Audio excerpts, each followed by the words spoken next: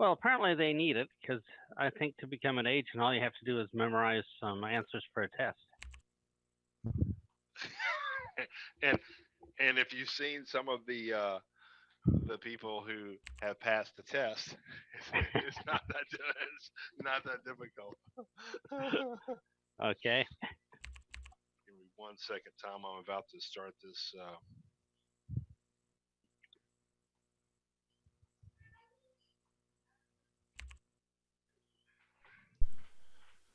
Okay, guys, this Okay, is guys, Jonathan this is Jonathan Dupree. Dupree. Welcome to Real Welcome to Estate Real Estate 101. We're 101. going to get We're going to started get here started in here in just a just a second. I want to second. tell you I a want to couple tell of you a couple things of before things we get before we get started. started. If this is your If this is first your time to first join time to us join in Real Estate us in Real 101, Estate raise your 101, hand for raise your me. hand for me. Hey, Jonathan, ask people to turn off their mics. There's a big echo. Yes, there's a Yeah, I lot will. of Yeah, I will. feedback. Yeah, if Yeah, you wouldn't mind turning off your microphones, that'd be that'd be fantastic. And there's fantastic. probably going to be a little bit of feedback, honestly, from me tonight, only because I have Tom on, and Tom is in Asia, and he was unable to set up um, an account in EXP World due to being overseas. So I've got him rigged up through my computer through Zoom. So you're going to be able to hear him, and I'm going to do my very best to mute out. But if you have a mic open, please make sure that you mute your mic. That would be really important for you to mute your microphone. And also, I've got some links that I'm going to post in the chat box for you guys. So if you want some of my favorite Big Al books, want to know what they are, because he's got a ton. I've got them listed there. Also, a link to follow me in Workplace so that you can connect with me and learn about upcoming classes and workshops and masterminds, and also just to build a relationship. I'd love to connect with as many EXP colleagues as possible. So go ahead and click that link. It's going to open up a Google Note folder, and it's going to give you a handful of links. I'm going to do my very best to mitigate the feedback, but hopefully I'm going to be able to do that once I turn my EXP mic off. And Noah, if once I turn this off, make sure that you still can hear me. Type in the chat box. Okay, Tom, are you there? You're muted Yes, I again. am. Okay. Awesome, awesome. Hey, I am so excited that you are here. This is going to be an awesome night in Real Estate 101. We've got 120 agents in here right now, and it just keeps going up. And we'll probably end the evening with about 200 and 250 agents here in EXP World. And some of these are agents from other companies who are guests. So those of you guys that are guests, welcome to EXP World. I am very excited that you chose this class to come to tonight. Someone invited you into EXP World. And then we got a couple people hopping on Zoom as well. Please make sure you mute your microphones on both platforms just so that we don't have any feedback. I am recording this class, and I post all my recordings on Patreon. Tom, you've been a great friend of mine for a long time, a mentor. I never forget. I was working as a loan officer, like a sleazy loan officer that did horrible loans for people.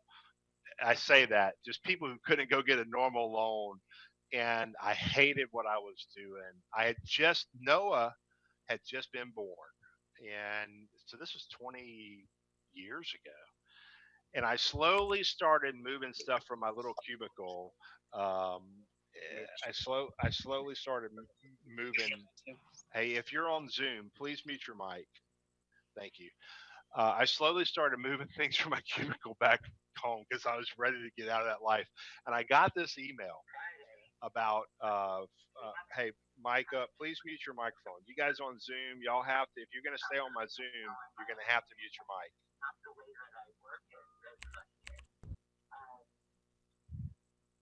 Thank you. Um, and so things slowly started disappearing from my office. And I got this email to come to this event, Fortune Now, from Tom Big Al Shcreiter at the Holodome in Baton Rouge, Louisiana. And I told my wife, I'm going to go to this event tonight, so I'm going to be late coming home. And she said, whatever you do not buy anything, because I was broke. I had no money. It was just we're about to have a baby.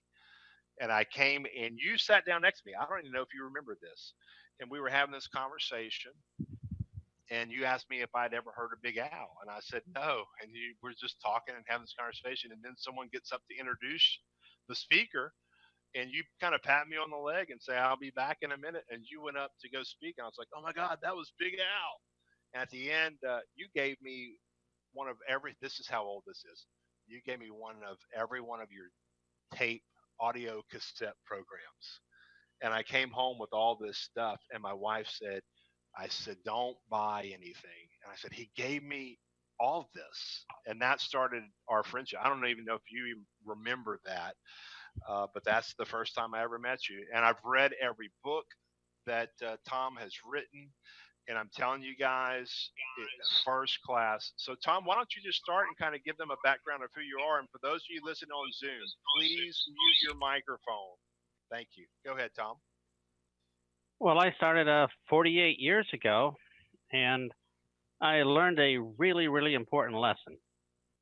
And the lesson I learned was if you're going to change careers, you might want to learn a new set of skills. I took my engineering skills into sales and marketing, and that was a huge mistake. So what happened to me was after a year and 10 months of disaster, I was taught this lesson. The lesson was the only difference between me and the people making a lot of money and me being broke just talking to people, nothing happening, was when they were with the exact same people, they changed the words around a bit. And I said, really? And they said, yeah, really. And I said, so all I have to do is change the words around a little bit and people say yes instead of no. And they said, yeah. Well, my mom didn't drop me on my head. I said, okay, I'll go home and try it. And 60 days later, I had a career, full-time income, life was good. And my question to people always is, if that were to happen to you, if you had that experience, how many people here would believe that if you just change the words, your success comes, even if you have, in my case, maybe a crummy attitude or maybe shy and introverted and all these other things against you, but just changing the words took me from zero to a full-time income in 60 days. And when I share this with people, they say, okay, let's start learning some words. Let's start learning how this whole thing works, because the only thing between us, where we are right now and where we want to be, it's just a whole bunch of stuff we don't know yet. We're not dumb people. We just know other stuff. So the only things between us and where we want to be is some stuff we don't know yet. So let's learn the stuff. And then the question comes up, but what's the stuff? And that's the problem. That's why we are here right now. And that is because we don't know what we don't know. And because we don't know what we don't know how to look up what we don't know, which means we'll never know what we don't know. It's one of those black holes. So I tell people I'm not special anyway. All I've done is simply wrote down the words that worked and started scratching off all the ones that didn't work. So that's a long answer to a short question. Now you asked me, you told me once, real quick, hey Tim, can you mute your microphone? Tim, can you mute? Oh, yes. Thank you. So Tom, you told me that you struggled in the beginning of your career, and you kind of just touched on that a little bit. What would you say to the agent that's here tonight, and they're working to grow their real estate sales business? They're working to recruit agents as well, attract agents so they can build the residual side, and they've struggled. Was there a time that you felt like, I'm going to give up, this isn't working? What was that moment where you said, I'm going to push through and I know I can do this? Oh, well, I had no problem with the quitting part. I didn't, because I was incredibly stupid. I didn't know you could quit. I thought you sign up for a career, that's it, just do it all your life. So the idea of quitting never came to me. And people later said, oh, you had this tremendous strength of character. I said, no, I was just stupid. But what happened to me is after a year and 10 months, my wife came to me and said, "Hey, dear, I'm pregnant with child number two. How's your business coming along?" Because I was doing it part time. And I had to tell her the truth, and that is it's consistent. And she's pretty upset. She says, "You better sort it out right away because baby's coming." And sometimes other people have to make a decision. I tell people, you can make a decision or you can have other people make it for you. I'm married, so all my decisions are made for me. But at some point, we're going to have to decide, you know, I got to learn how this thing works. I got to be a pro at this instead of some amateur guessing every day. What should I say? Guessing every day when I meet somebody, how's this going to work? At some point, we got to learn how to work. And so that's what happened to me. She just made the decision for me and says, get on it. So when you just said something that was really important. You said I've got to be a pro at this, and you even talk about this, I think, in your book on getting off to a fast start, the quick start guide. And in that you talk about the difference between an amateur and a professional. Um, what would you tell to the agent who is at that amateur level and they're going, okay, I want to make this work. I want to be full time in real estate. I want to build the residual income side through attracting agents, and I need to learn the skill sets. What is it that separates the amateur from the pro? How do they cross that bridge? They got to learn. In my case, the first thing I learned was you got to use better words. So I'll do a quick example, difference between amateur and a pro. Let's say, and I'm not an agent, so forgive me if I break any laws on this, but I moved to Baton Rouge, Louisiana, and I don't know a soul. And I'm going to say, all right, I got to start finding myself some listings. So I'm going to go out and I'm motivated. I have goals. I have the tiger. I psyched myself up this morning. I believe in myself. And I go out and I talk to 100 people that day and I say, I'm looking for people who want to sell their house so I can list it for them. And I don't know, that's probably on a scale of 1 to 10, -3. That's pretty ugly. That's pretty bad. Probably nobody's going to do it. They're going to say, I don't trust you. I don't know you. Who are you? I don't know anybody. It just ain't going to sound right. However, if I was a little bit more pro, I might say, okay, I don't know anybody here. So I better be a little bit more scientific because they're not going to trust me. So I'm going to start off with the words, I am just curious. Now, when we say the words, I am just curious, the back of the other person's mind has a program that responds to it. This program's automatic. They don't have control over it. The program says, you said, I'm just curious. That means I got to help you any way possible. Open up my heart, tell you my deepest, darkest secrets, even though you're a total stranger, just because you said, I am just curious. So if you're a shy person and you want to go out and talk to people, if you start off with, I am just curious, day and night difference. So before I learned to say, I am just curious, I was a motivated person with no prospects. After I said, I am just curious, I was a motivated person with lots of prospects. Now, I'm still a nerd. I won't change nerdness, but I had a lot of prospects. So we would start off by saying, as a pro, I am just curious. And then we would say, could you do me a favor?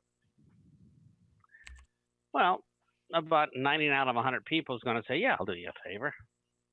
Now, in the back of their mind, they might be thinking, please don't ask me for money or something like that. But, you know, I got to be polite. Yeah, I'll do you a favor. As long as it's reasonable, I want to help you. And then we're going to make a request. Now, we won't make a request directly to them because that has a chance of failure and rejection. So we're just going to ask them for a referral because we know this is only one person. One person knows 200 people I don't know. I don't want to talk to all 200 people I don't know. I only want to talk to the 3 or 5 that are just top quality prospects. So, because I'm a pro, I can't waste my time. So I'm going to say, I am just curious. Can you do me a favor? I am looking for, hope you're writing this down.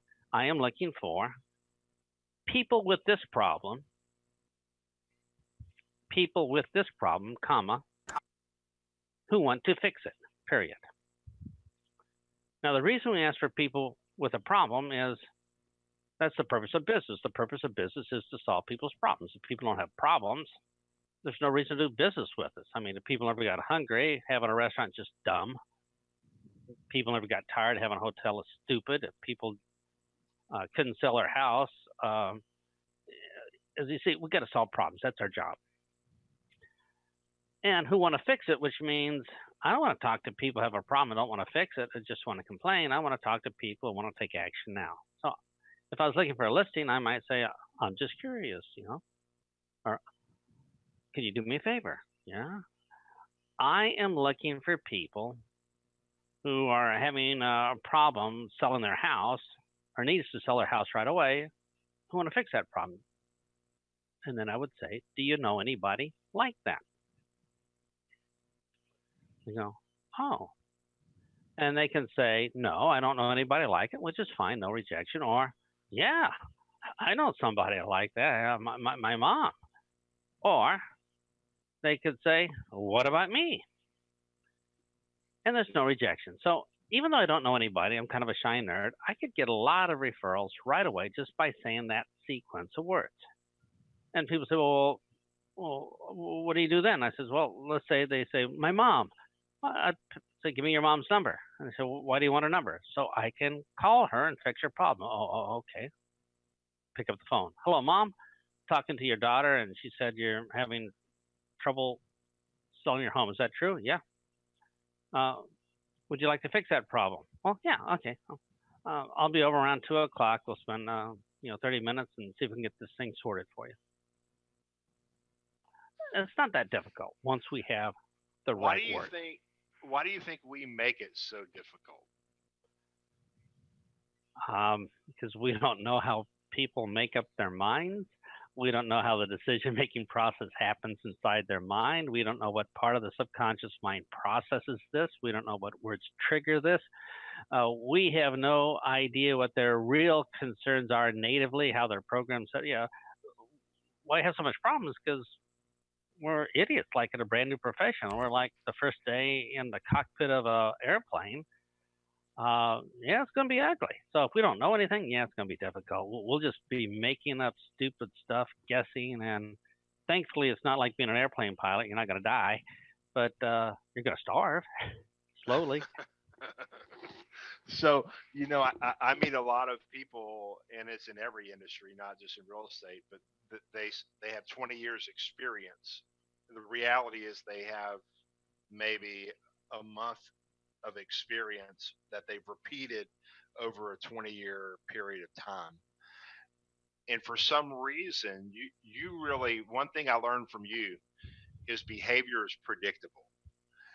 And when you understand that behavior is predictable, you can then learn the right words to say, like you said, that sequence of words, and you're going to get a predictable response. And then you can have the appropriate script. So I love what you just said on providing the solution. And if they say no when you ask them that, guys, don't forget the would you be offended script. Hey, would you be offended if I gave you a call a few months from now just to ask you again in case someone pops into your mind? Because when you're asking for a referral, in Louisiana we have this phrase called lanyap, or word, it means a little something extra for nothing. So when you're calling to get a referral, don't be surprised if you don't, and don't be surprised if you do. And if you do, it's just lanyap, a little something extra for nothing. But what you're really doing is planting that seed in their head that you work off of referrals and that you're the realtor choice in their world, so that when the subject of real estate comes up 3 months from now or 6 months from now, if you're doing a good job of following up and communicating with the people in your database, they think of you when someone has the problem of needing to sell their home. Tom, you talk a lot about the four basic skill sets: building rapport, icebreakers, closing, and then the presentation. And I know you have a book on the 2-minute presentation. So agents are always prospecting, presenting, and following up and closing. So, what skill sets or would you tell them, or outside of knowing what to say, what would be the next thing you'd tell them to help them in their prospecting, in their following up, or out of those core skills? I'm really not asking you a question here, but what out of rapport, icebreakers, closing, and presentation, what do you feel like is the next skill set they need to learn? Well, after that, probably stories, because stories take care of a lot of problems. It takes care of rapport problems. It helps people visualize. Stories go directly to the same area of the brain where the decisions are made in the subconscious mind. Uh, Stories would normally mean they won't need any facts. They live the story inside their mind. There's a program that if we tell a story, they put themselves in the lead role every time, which is why we enjoy movies. When we see Pirates of the Caribbean, we feel we're one of the pirates. Stories does a lot of cool stuff inside the brain. So if somebody were just brand new and totally skillless and had the personality of a badger, if I could at least tell them one little story, uh, they could probably have success while they work on all their other problems. So stories are pretty cool. Well, and I love that you say that. I teach a class every Monday on recruiting realtors. One of the things I said last week was I see agents always want to do this information dump.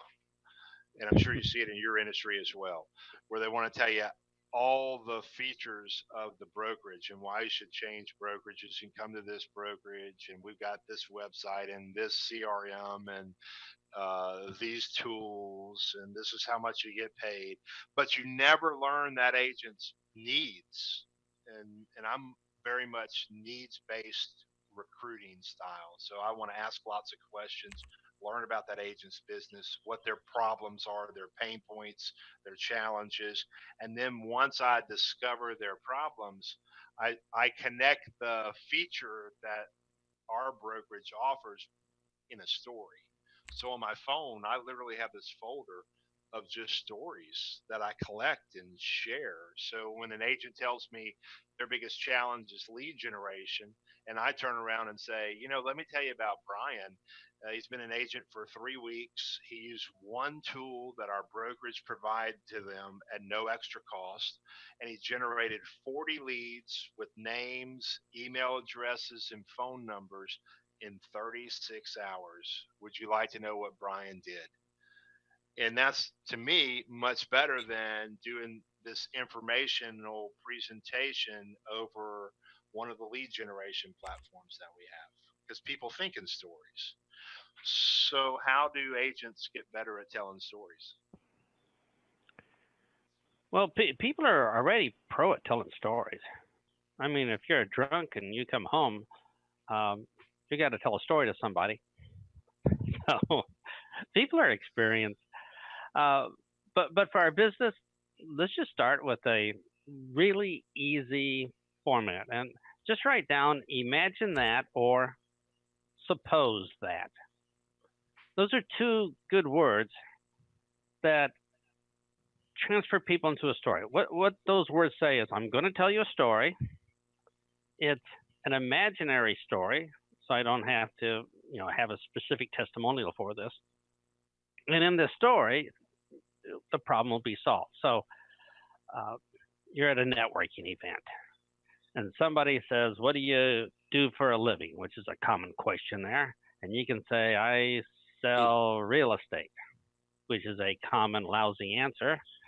So if they say, "What do you do for a living?" you might say, "Suppose that you or a friend needed to get up and move because the job transferred or whatever, and you said, yeah, I gotta sell my house and I gotta get a fair price, but I gotta do it quick, and what am I gonna do?"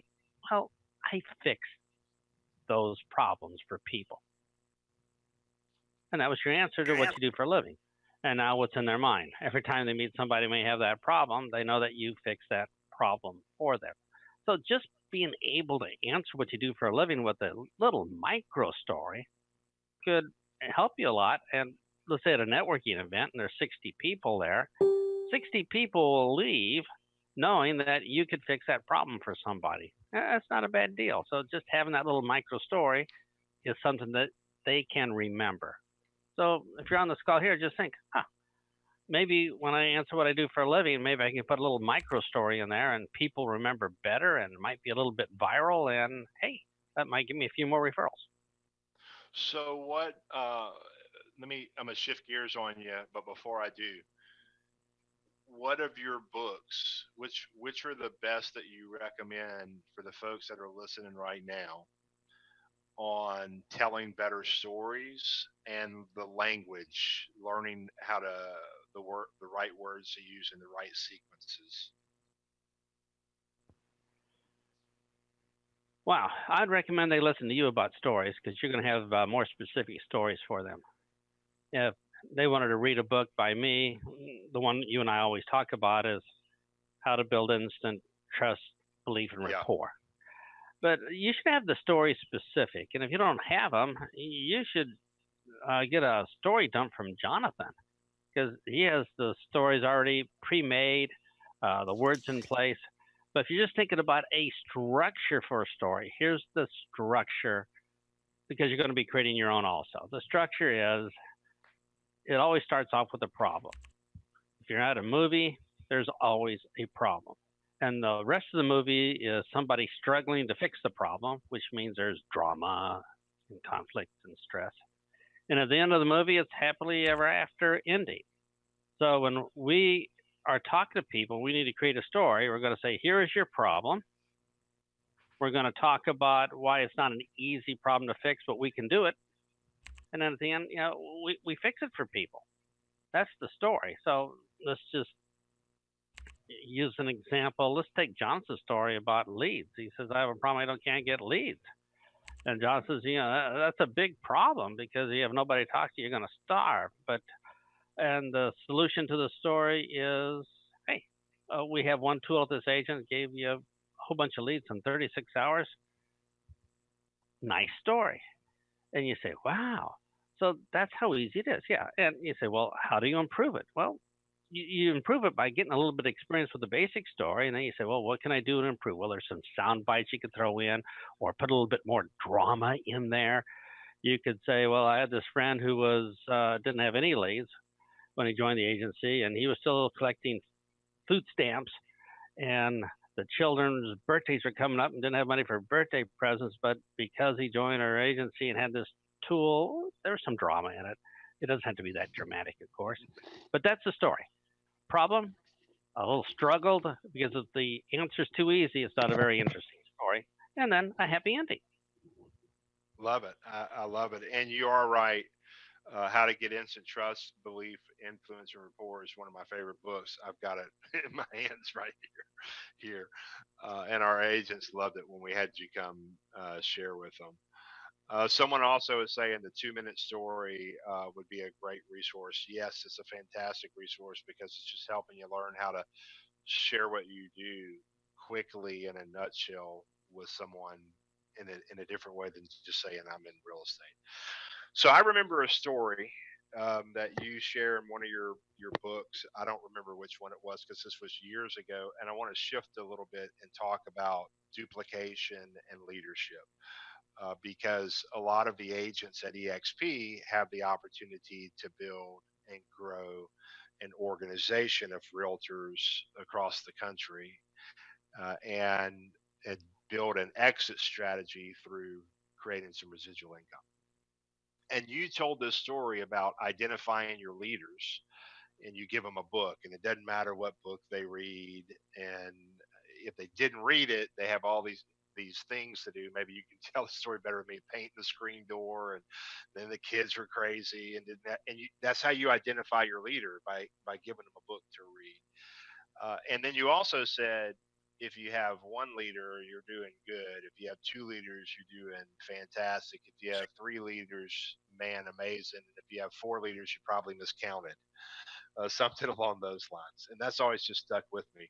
So, what encouragement or strategy or idea would you give to the agents who are want to go, how do I duplicate and how do I grow and how do I develop leaders or how do I become a better leader?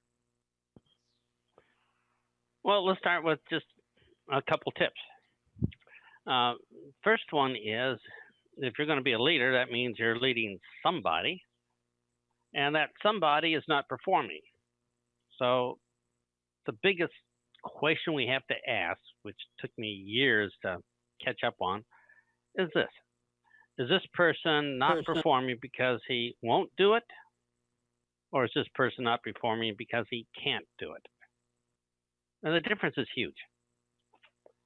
So you have somebody in your team and they're not performing. Is it because they won't do it, which means they have some mental problems? It could be, I don't know, lack of self-worth, confidence problems, and they don't believe something happened in their childhood. I don't know. But if they won't do it, this is a personal development issue. They got to work on what's inside their head.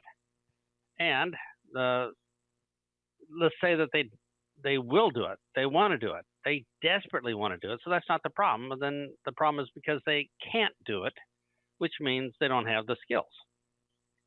And that's a skill problem. So what happened is I had a lot of people who wouldn't do it, but I taught them a lot of skills, and that's the bad solution to it. They needed some head work instead. So you're going to look at ourselves first. It says, what's holding me back? Is it because I don't have the desire to do it, or because I don't have the skills to pull it off? In my case, when I got started, I had the desire, but I certainly didn't have the skills to pull it off. Now, of these two, I'll tell you the easiest one to solve. The easiest one to solve is the skills. Skills are easy to solve. You say these words, these things happen. Say these words, these things happen. Simple, simple, simple. The head game, oh man, that is a mess. And that takes a lot of skill, more skill than I have. So my strategy, once I figured this out, was if I'm going to go out and recruit, the people I'm going to recruit are flawed, but what flaws are we looking for? Which ones can we fix? Well, when I went out looking for people, I'm looking for people who want to do it, but don't have the skills to pull it off, because I can teach them the skills pretty easy. They can learn the skills by getting on these classes, right? So what we want to look for is people with a desire who don't have the skills to pull it off. And there are tons of these people with desire. I mean, a lot of people with desire who just don't have the hardcore skills to pull it off. And those are the ones we look for, because if you pick people that maybe have pretty good skills, because they've been an agent forever and know how to do it, but just don't have the desire, I've never been able to teach somebody to be motivated. Never. And maybe in year 49 I will, but so far I haven't. So if we're trying to build a team, let's look for people who are, well, in my case, I looked for people that were highly motivated that were totally incompetent. And I had a bunch of people that had personality disorders, but they were motivated and were just incompetent with how to deal with people, and learning how to tone down or take some edges off made them super successful. So somebody says, well, I want to look for this banker who has all these contacts and skills, but he doesn't make enough money his first 30 days. He says, I'll buy a Subway franchise or something. I'll do something else. I want people that are hungry, that want to do something more in their life, that have an ambition. Because I have trouble teaching that. But boy, the skills part is easy. So the first question you're going to ask for everybody on your team is it because they won't do it, or because they can't do it? Same question we should ask ourselves. So if you're looking for leaders, you're going to find a whole bunch of people that are not leaders. They don't even look like leaders. But Jonathan says, give them a test. You say, here's the test. I want you to get on 3 of these classes. And if you, at the end of 3 classes, are not on it, you say, well, they just don't want to enough yet. That's okay. It's just not their time. But if they get on all 3 classes, you say, hey, they passed the test. All right, man, let's go for it. I'll take the time to teach you the skills. So the first step is test them if they want to do it or not. And then the skills, that's going to be a lot easier, because there are specific skills, specific words, learn how to tell a story. These things can be learned, and every agent can become a recruiting monster or a sales monster or a listing monster just by learning better words. But they got to want to. That's the key. That's a long Well, answer to a short question. you Sorry. know, no, that's a great answer. It reminds me of Tony Robbins. I believe it's in Awaken the Giant Within, where he says it's business or success is 80% psychological, 20% fundamentals or skill sets. And the mind game is something you're always working on. The skill set is easy. And what you said is what I do on a daily basis. I mean, I have guests in this room right now tonight listening that I sent guest pass to. I send them our training calendar after I meet with them and go, look, pick 2 or 3 classes that you feel like would help you in your business where you are right now. And then I'm going to follow up with you. And I'd love to learn 2 or 3 takeaways that you got that you're going to implement in your business. And I follow up with them. And if they didn't attend the classes, I'm not devoting a ton of my time to them. I'm focusing on the people that are in those classes. And the thing I learned is that the ones in my head that I go, these people are going to crush it, have all the talent in the sphere of influence, and somehow they don't do anything. And the people who I go, these guys are going to struggle, crush it. And so when I find those that are doing it, that's who I spend my time with and pour into them and help them to grow. Hey, I want to ask you one more thing, and I know you've got a super tight schedule and you're headed out for like a pretty big trip training. But I think it was you that told me this, or either I heard it at one of Art's conferences. There was the empty ship, the gold ship, the silver ship, and the empty ship. And you're standing on the shore, and your job is to help these ships get into shore safely. And when you help them get into the shore, you get to split what's on the ship. And so the question was, who do you spend your time helping? The gold ships carrying all the gold, the silver ship carrying all the silver, or the empty ship full of nothing? The emptier ship's closer to shore, the gold ship's furthest out. And everyone says, well, the gold and silver. But the reality is, most people spend their time trying to get the empty ships to shore, and half of nothing is nothing. And the reason they do is because those empty ships are everywhere. They're abundant. They're easier to get to shore. And I see agents a lot of times do that. They spend their time pouring into other agents who don't have what you said, the ambition, the drive, the desire, and they're trying to saddle up a dead horse and ride it. Or they work with a buyer who is not ready, willing, and able. Yet to them, they are doing something. They're going to show houses, so in their mind they can justify it, and they're not spending their time with quality prospects. Anything that you would say towards the agent making sure they're intentional with who they're spending time prospecting to, spending their time poured into, whether it be a client or another agent? Well, the reason we do this is because we're terrible at prospecting. And it's easier for us to talk to the 4 little prospects we have in our hands than to go out and get rejection getting new prospects. The problem is solved when we have unlimited prospects or a ton of prospects. So if we have a bunch of prospects waiting, we're going to naturally pick the best ones that are closest to making a decision to move forward. Most people don't have enough prospects.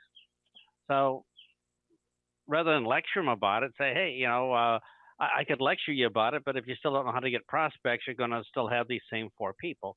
So let's learn how to get more. So we show them how to network better, or use the tools you have better, or how to talk better, how to get more referrals. So they have a lot of prospects to choose from. So having the skill of how to prospect is pretty core. gives us better habits automatically. We don't even have to have any personal discipline. It just naturally happens that we're going to take the best people. So if you don't have a way of prospecting yet, there's tons of different ways. You're going to pick one that's best for you. I'll give you an example. I hate the telephone, so I don't use the telephone. But what I do is when I'm out on the road is I have lunch and dinner with a different person every day. And Jonathan, no, we could sit down and let's say I wanted to recruit agents. I'd have lunch with an agent and I'd have dinner with an agent. And I have to eat anyway. So we could do the 2 minute story and that'd all be over before the waiter even brought us the menus. And we could spend the rest of the lunch or dinner talking about how they're going to fit in, how it's going to work for them. Because once you tell somebody the 2 minute story, most people are going to say, yeah, it makes sense that I joined. So let's order some food and I'll show you how it all works. It's all over that quick. Now, I like to eat. Jonathan likes to eat. So for us, this is a great way of doing it. But other people say, I just don't feel comfortable doing that. I like to do it through, okay, fine. Just find a way that's best for you. For me, I didn't like the phone, but I did like everything in person or networking events, and I like to eat, and this worked out great. And if you had lunch with an agent and dinner with a different agent every day, 5 days a week, your organization would be so huge in no time because you're talking to quality prospects. You have a great message with a 2 minute story. You're talking at level 6 communication, which is a whole nother story. It's just too easy. So if you like to eat, good. And if you're smart, you're probably looking for people carrying a few extra pounds because they got at least the eating part under control. They have that skill down. I have that skill down. I've mastered it. Yeah. In fact, right before this class, my wife and I were eating Mexican food because that's her favorite and it's Mother's Day. And I walked out and I said, I have got to start eating better. She said, you say this every day a couple of times. We always say it after we eat too. Yeah, that's right. Well, listen, I'm going to tell you, I'm so thankful that you took some time out of your schedule to share. We still have 160 agents here and listening in, and then a handful here on Zoom. I'm going to tell you my favorite books are your How to Get Instant Trust, Belief, Influence, and Rapport. And actually, I love the 51, I'm going to say the name wrong, ways, places. The sponsor people, yeah. Yeah, I love that. And I listed my favorite books to you guys that are listening. I put the links for you to order my favorite books.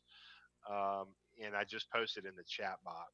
So you can click that but I love that one because even though it's geared towards direct sales and network marketing, it is I mean, slam packed with great ideas for agents who are wanting to grow their revenue share and focus on attracting talented people. What's your favorite of your own book? It's always the latest one I write. That's always the problem. So obviously there's a program there. But I think the last one we wrote was on how to create influence, 10 ways to have more influence with the people you talk to. So that's a good one, but my all-time favorite, of course, is how to create instant trust and rapport. And for people listening, here's the biggest problem. Out of the 4 core skills, the first decision was going to happen with people that we can control out of the 5 micro decisions. The first one that we can control is, can I trust you and believe you? And if we don't handle that one, everything else we do is useless. If people don't trust us or believe us, they're not going to believe a word we say. But if we can build that trust and belief, and it happens in seconds. So if you're using, I don't know, some outdated sales technique from the 1980s, like the form, talk about their family for an hour and then talk about their work for an hour, we don't have that time. We only have a couple seconds when this decision is being made. So we have to get trust, rapport, belief within the first couple seconds. If we don't, it's over. And some people are a little bit better at that than naturally, but once we learn how it works, how that decision is triggered, well then, We can use just certain words triggered all the time, and we're in. That's the difference between being an amateur and a pro. We have to get that trust before we even start saying what we're doing. It's huge. I agree 100%. And you can make it goes back to the slight edge, just the slight shift in what you say and how you say it. And there's such a skill set that a lot of people don't realize that goes into it. It's not hard to do, yet it also takes practice. And if you don't have the right tools in front of you to be able to practice, you're going to be doing it wrong and not even realize you're saying the wrong thing or saying it the wrong way, and you're going to repeat that over a period of time. And in the slight edge, it talks about success or lack of success is dependent upon you're either doing a series of things wrong over a period of time, simple errors in judgment repeated over a period of time, or you're doing the right things the right way over a period of time, and then you have success. And so it's that slight edge. I take it all as books because you're going to pull something away from all of them. And I love everything you're doing. I put create influence on my list as well because I haven't read it yet. I just saw it tonight, but I did add it to my list. Oh, it has a surprise ending, and let me do this because I don't want people just going away with the concept. We say get trust. Let me show you how quick and easy it is to get trust, rather than talk to it in abstract. I'll say 2 words, and you will make a decision at the end of these 2 words if you can trust me and believe me or not. And here's the words: Donald Trump. Now, you've already made a decision. There's been no presentation, no PowerPoint, no slides, no proof, no nothing. But pro or con, just because I said those 2 words, you made a decision.